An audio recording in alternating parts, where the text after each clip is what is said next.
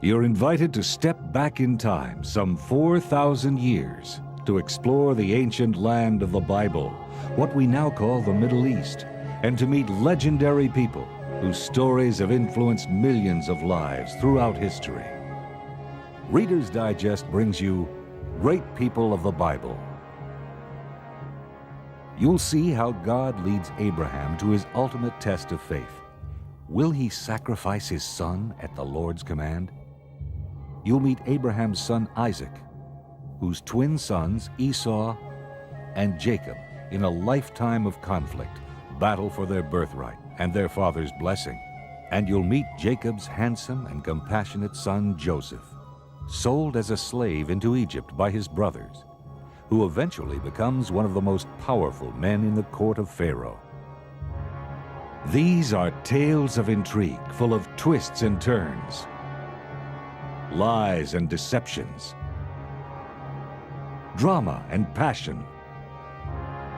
They are an integral part of history's most revered work of literature, the Bible. First, the story of Abraham and Sarah. We'll travel from the ancient Babylonian city of Ur, which is in modern-day Iraq, north to the city of Haran, in the region we now call southern Turkey, and then finally south into the land of Canaan, today part of Israel and Lebanon. This episode marks a great turning point in biblical history as God singles out one man and his family to receive his special revelation, care, and promises. What was so special about Abraham and Sarah, who were chosen to give birth not only to a great nation, but also to one of the most inspirational spiritual revolutions of all time? Actually, Abraham and Sarah were quite human, and even though he questioned and from time to time challenged the will of God, Abraham continued to exhibit faith, gratitude, and a unique loyalty to God on such a monumental scale that he deserves to be called, as he is, the father of us all.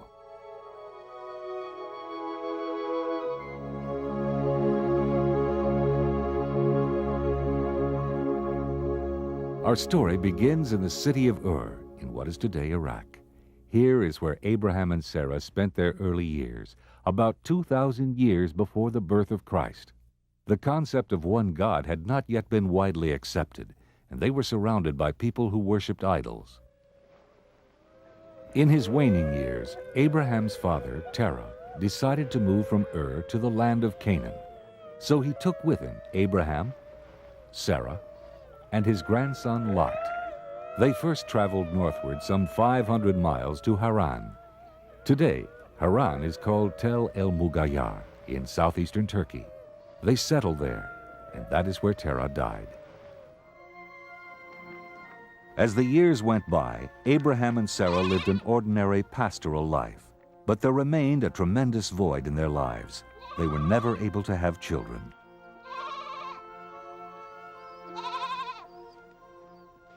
When Abraham was 75 years old, God challenged him to his first test of faith. In Genesis 12:1, the Lord said to Abraham, "Go from your country and your kindred and your father's house to the land that I will show you. I will make of you a great nation, and I will bless you and make your name great." Abraham left his homeland in Haran to embark on a treacherous journey of some 400 miles south to the land of Canaan. His faith was strong, and he did as God commanded. With no maps to guide him, and not knowing the languages, he had to barter for provisions as he traveled through strange and sometimes hostile lands. When the caravan reached Canaan, God once again appeared, and in Genesis 12:7, the Lord said to Abraham, "To your offspring I will give this land." Abraham continued his journey through the land of Canaan to the oak of Moreh at Shechem, and to the mountains to the east of Bethel, where he built altars, a tribute to his faith in God.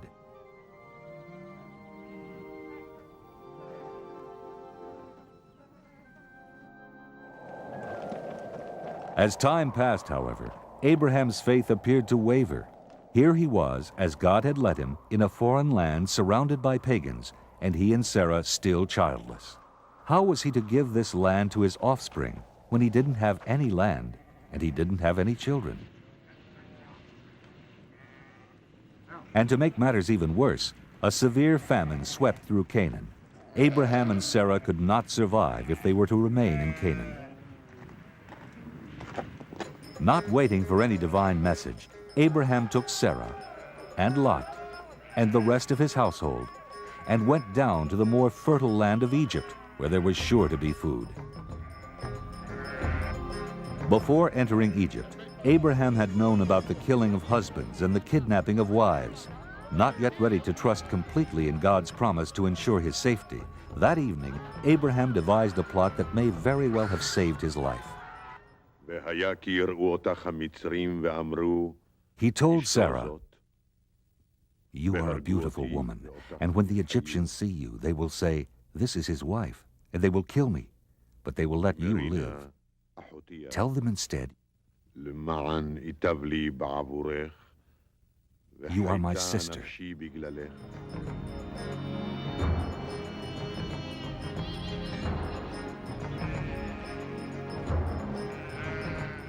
Just as Abraham had feared, the caravan was stopped as they entered Egypt.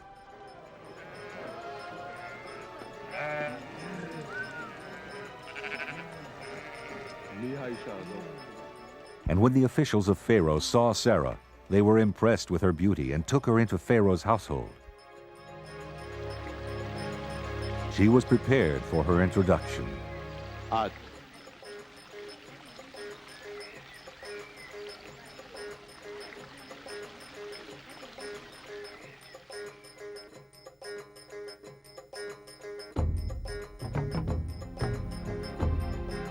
When she was presented to Pharaoh, he was taken with her exotic appearance and the fact that she was a stranger in his land. Of course, he had no idea that she was the wife of Abraham.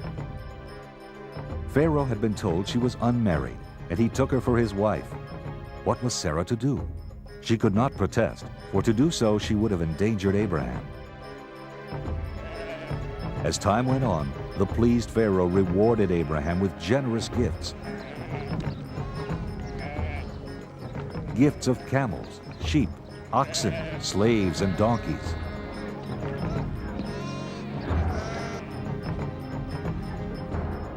But then, Pharaoh and his entire household suddenly became deathly ill. Because of his sin with Sarah, the Lord had afflicted Pharaoh and his people with great plagues, even though Pharaoh had no knowledge that Sarah was indeed Abraham's wife. The hurt and angry Pharaoh summoned Abraham and blamed him for the plagues. "What is this you have done to me?" he cried. "Why did you not tell me Sarah was your wife? Why did you say she was your sister so that I took her for my wife? Here is your wife then. Take her and be gone." It was a wealthier and more prosperous Abraham who took his family and returned to the land of Canaan.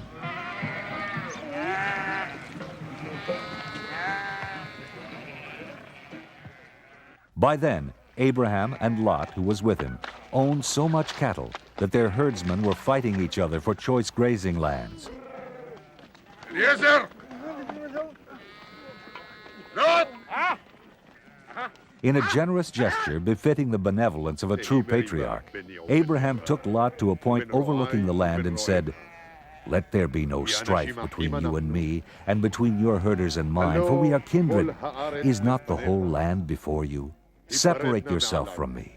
If you take the land to the left, then I will take the land to the right.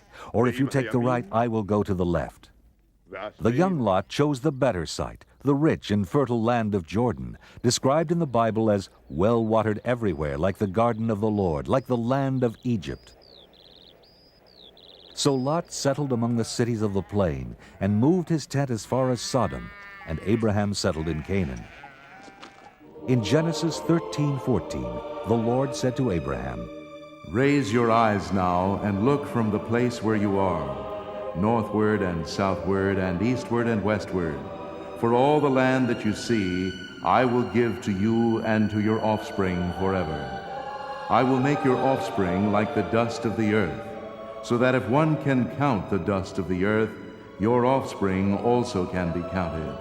Rise up, walk through the length and breadth of the land, for I will give it to you.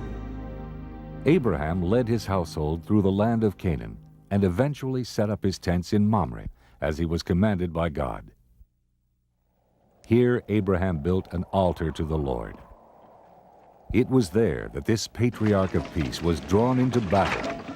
In the valley of Siddim, in the area near the southern end of the Dead Sea, near the peninsula of Al-Lisan, a mighty war was being waged. The armies of the kings of Sodom and Gomorrah were routed by their enemies. The people of Sodom and Gomorrah fled to the hills, while the enemy took all their goods and provisions. And along with them, they took Abraham's nephew Lot as a prisoner. One of the soldiers who had escaped came and told Abraham that Lot had been taken captive. That night, Abraham assembled the men of his house, according to the Bible, 318 of them, and took off after the enemy. Abraham's army caught up with them, and under the cover of darkness, they attacked. The surprised enemy was routed and defeated. Abraham rescued Lot and brought back all the goods that had been taken. For his heroism and his deeds in battle, Abraham was honored and blessed by Melchizedek, the king of Salem, an early name for Jerusalem, who is referred to in the Bible as a priest of God Most High, and Abraham gave him a tenth of everything.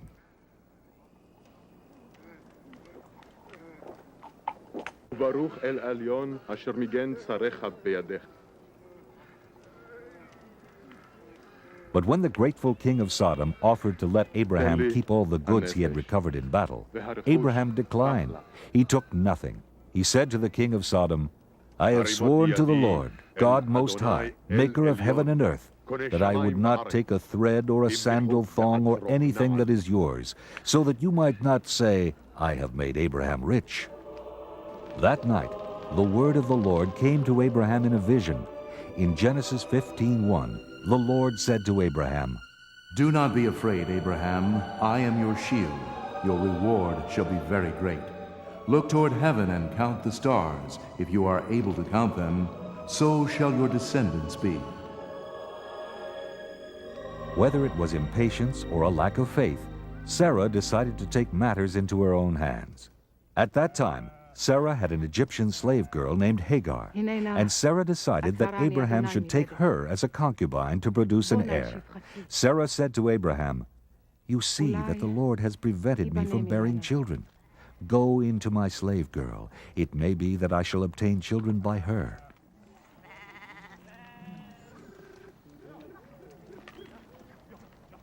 So after Abraham had lived 10 years in the land of Canaan, Sarah took Hagar, her slave girl, and gave her to her husband Abraham as a wife.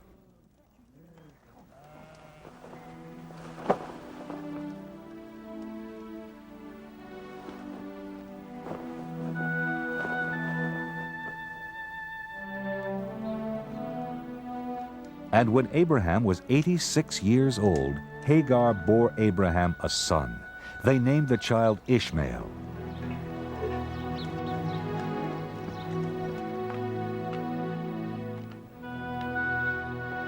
13 years later, when Abraham was 99, God once more appeared and repeated his promises to Abraham. This time, however, he also added a ritual requirement.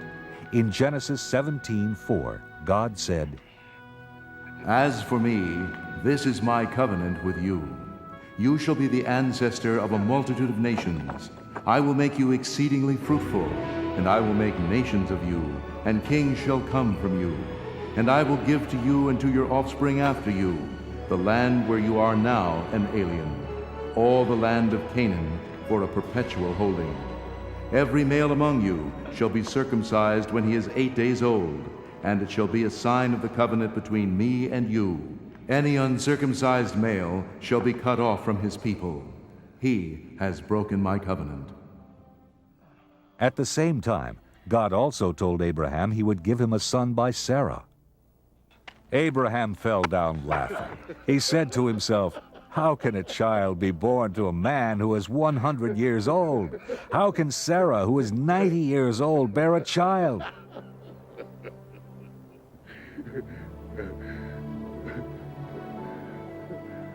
Abraham then pleaded that God might recognize his son Ishmael. Lo Ishmael.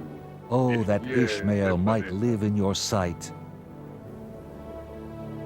In Genesis 17:19, God replied, No, but your wife Sarah shall bear you a son, and you shall name him Isaac. As for Ishmael, I have heard you. I will bless him and make him fruitful and exceedingly numerous. He shall be the father of 12 princes, and I will make him a great nation. But my covenant I will establish with Isaac, whom Sarah shall bear you at this season next year.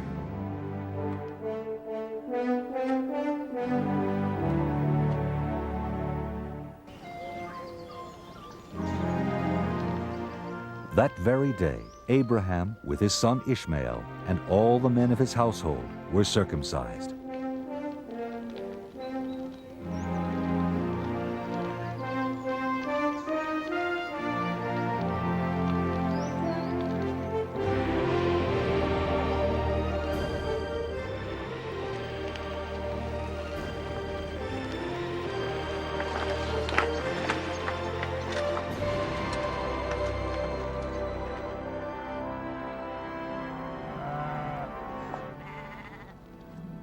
Sometime later, as he sat at the entrance of his tent in the heat of the day, Abraham looked up, and 3 men suddenly appeared in front of him.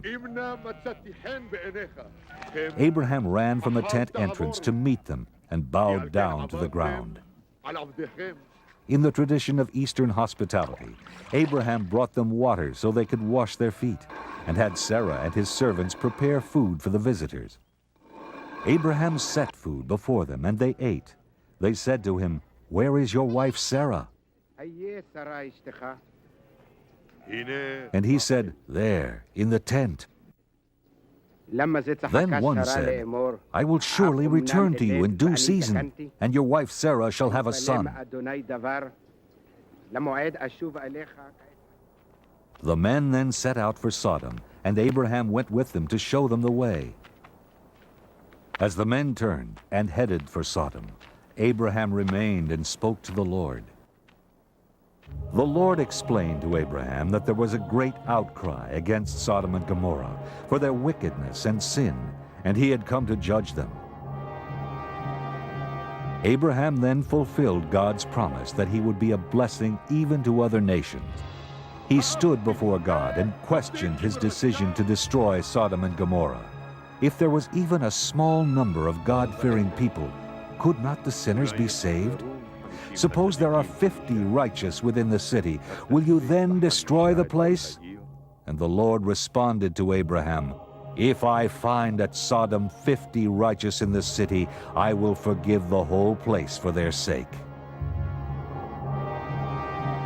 Then Abraham continued to bargain with God. "Will you destroy the whole city if you find 45 righteous people?" God answered, "No." Abraham persisted. "How about 40? How about 30? How about 20? And then, perhaps remembering he was indeed arguing with the Almighty, "Oh, do not let the Lord be angry if I speak just once more. Suppose 10 are found there." Abraham's argument convinced the Lord, and the Lord promised Abraham, "For the sake of 10 righteous, I will not destroy it." And the Lord went up from Abraham.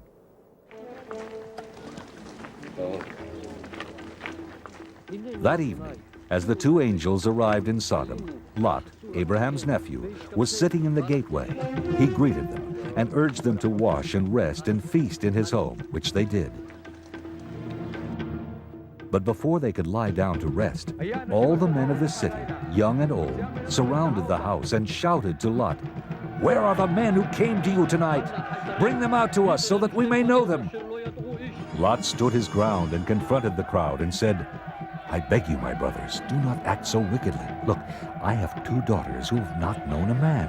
Let me bring them out to you and do to them as you please. Only do nothing to these men, for they have come under the shelter of my roof." But the mob would have none of that. "Stand back," they yelled. "This fellow came here as an alien and he would play the judge? Now we will deal worse with you than with them." Then they pressed hard against Lot, and came near the door to break it down. But the angels of the Lord stood before the crowd, and they struck with blindness the men who were at the door of the house, young and old, so that they were unable to find the door. Then the angels of the Lord told Lot the outcry against Sodom had become great before the Lord. "Take your family out of this place, for we are about to destroy it." When morning dawned, the angels once again urged Lot, saying, "Get up, take your wife and your 2 daughters, or else you will be consumed in the punishment of the city." When they were outside, the angel said, "Run for your life, flee to the hills, and do not look back or stop anywhere in the plain. For if you look back, you will perish." Then the Lord rained on Sodom and Gomorrah sulfur and fire from out of heaven, and he destroyed those cities and all the plain and all their inhabitants, and everything that grew on the ground. Lot, his daughters, and his wife struggled to escape.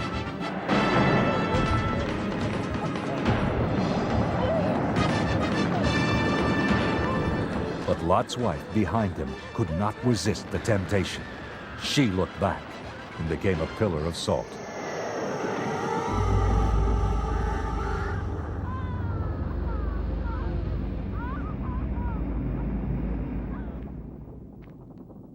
Early the next morning, Abraham went to the place where he had stood before the Lord, and he gazed down toward Sodom and Gomorrah and the plain, and all he could see was the smoke rising, as it is described in the Bible, like the smoke of a furnace.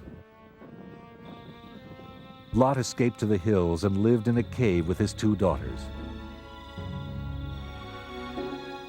Worried that they would have no children, the older daughter said to the younger, "Come, let us make our father drink wine, and we will lie with him, so that we may preserve offspring through our father." So they made their father drink wine that night, and the older daughter went in and lay with her father. He did not know when she lay down or when she rose.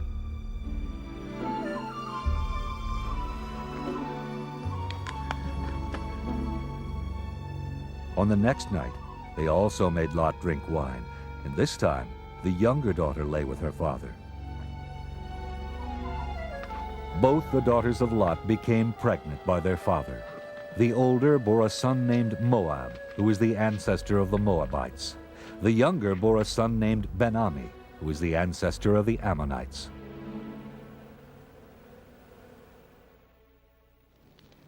The Lord did for Sarah as he had promised. Sarah conceived and bore Abraham a son, and Abraham gave him the name Isaac. And Abraham circumcised his son Isaac when he was 8 days old, as God had commanded him. Abraham was 100 years old. The child grew and was weaned, and Abraham made a great feast. On the night of the celebration, when Sarah saw Abraham's son Ishmael playing with Isaac, she became jealous and said to Abraham, "Cast out this slave woman with her son, for he shall not inherit along with my son Isaac." Abraham was caught between the love for his wife and the love for his son. God's voice came to Abraham and told him to do as Sarah had asked. "It is through Isaac," God said, "that offspring shall be named for you."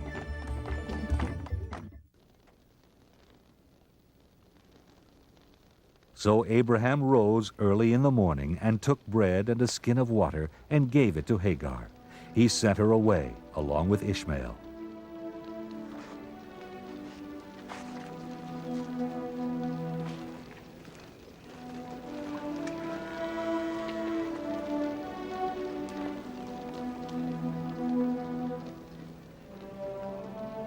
They wandered about in the wilderness of Beersheba.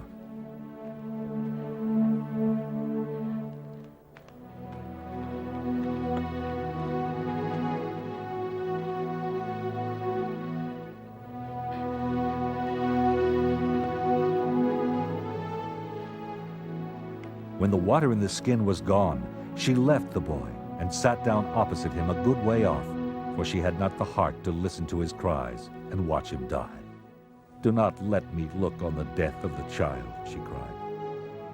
God heard the cries of Ishmael, and the angel of God called to Hagar from heaven and said to her, "Do not be afraid, for God has heard the voice of the boy where he is. Come, lift up the boy and hold him fast with your hand, for I will make a great nation of him." Then God opened Hagar's eyes, and she saw a spring of water. She took some in her hand and gave Ishmael a drink. Ishmael and Hagar survived their banishment. Today, Muslims trace their ancestry to Abraham through Ishmael. The pain and suffering of Ishmael and Hagar pale by comparison, however, to the ordeal that Abraham suffered when God challenged Abraham with his cruelest test of faith. In Genesis 22:2, the Lord said to Abraham, "Take your son, your only son Isaac, whom you love, and go to the land of Moriah, and offer him there as a burnt offering on one of the mountains that I shall show you." What must Abraham have felt? Should he obey God's command to slaughter his son? He dutifully saddled his donkey and took his son Isaac and 2 of his young men. He cut the wood for the burnt offering and went to the place that God had shown him. On the 3rd day of their sad journey, they reached the place God had chosen for the sacrifice.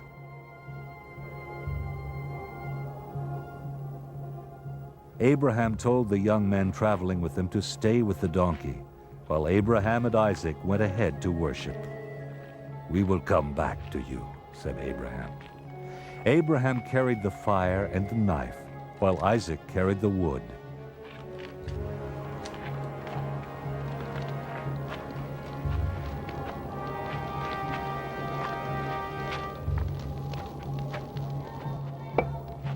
When they reached the spot, Abraham erected an altar. Isaac questioned his father.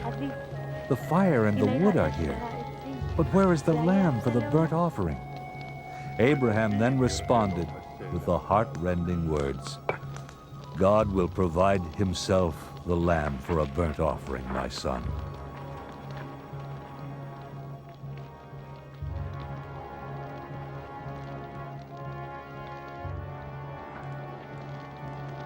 When Abraham had completed the altar, he seized his son Isaac and tied his limbs together, as he would ritually tie the limbs of a sacrificial animal. He laid Isaac on the pyre. He then reached out, and without revealing his feelings, he raised the knife and prepared to kill his son. Only then did the angel of the Lord intervene. "Abraham, Abraham," he called. And Abraham responded, "Here I am." The angel of the Lord said, "Do not lay your hand on the boy, or do anything to him. For now I know that you fear God, since you have not withheld your son, your only son, from him." And Abraham looked up and saw a ram caught in a thicket by its horns. The angel of the Lord called to Abraham a second time from heaven. "By myself I have sworn, says the Lord, because you have done this and have not withheld your son, your only son, I will indeed bless you, and I will make your offspring as numerous as the stars of heaven and as the sand that is on the seashore. And your offspring shall possess the gate of their enemies, and by your offspring shall all the nations of the earth gain blessings for themselves, because you have obeyed my voice." Genesis 22:15.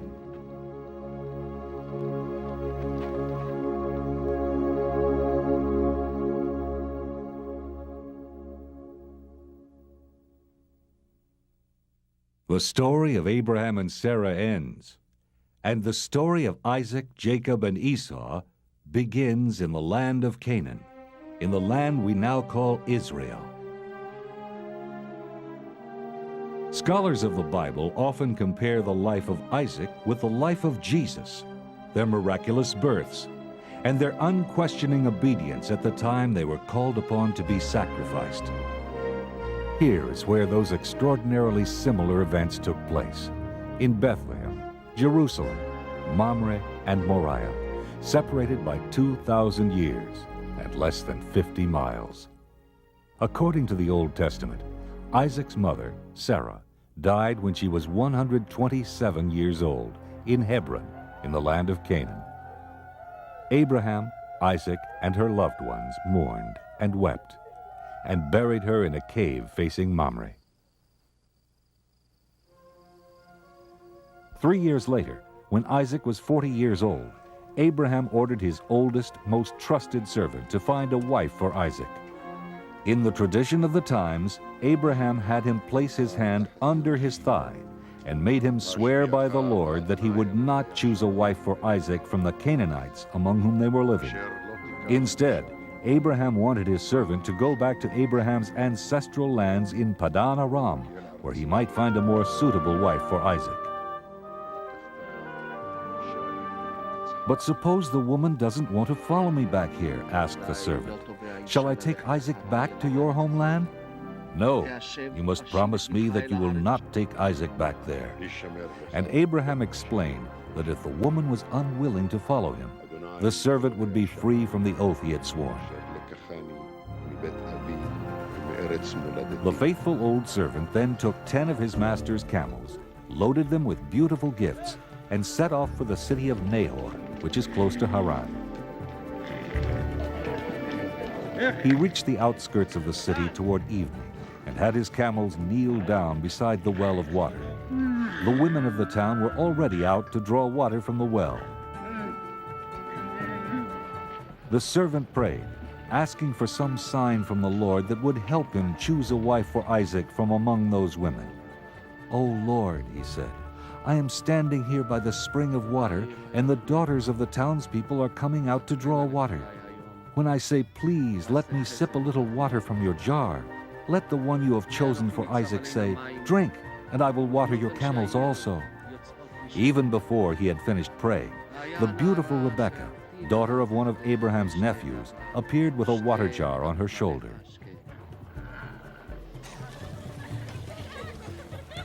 The servant went to meet her and said, "Please let me sip a little water from your jar."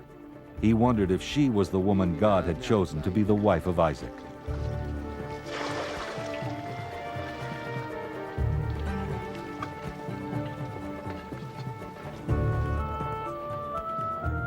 Then Rebekah answered. She answered with a sign from God. "Drink, my lord, and I will draw water for your camels also." The servant knew then that God had chosen Rebekah to be the wife of Isaac, and asked if there was room for him to spend the night in her father's house.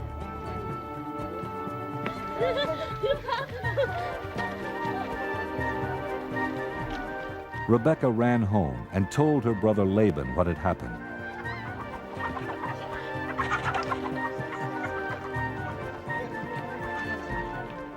And Laban returned to the spring to invite the stranger and his party into their home.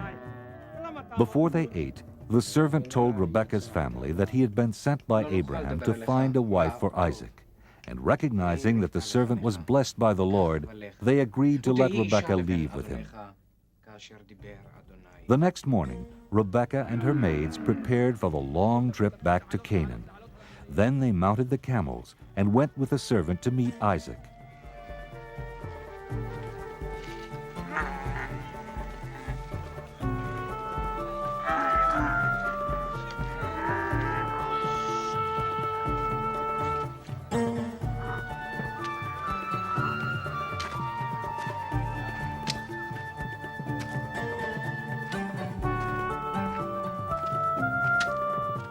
Isaac was settled in the Negev and happened to be out for a stroll in the field. When he looked up, he saw camels approaching and went to meet the caravan. When Isaac and Rebekah saw each other for the first time, it was love at first sight. She slipped quickly from her camel and whispered to the servant, "Who is that man over there, walking in the field to meet us?"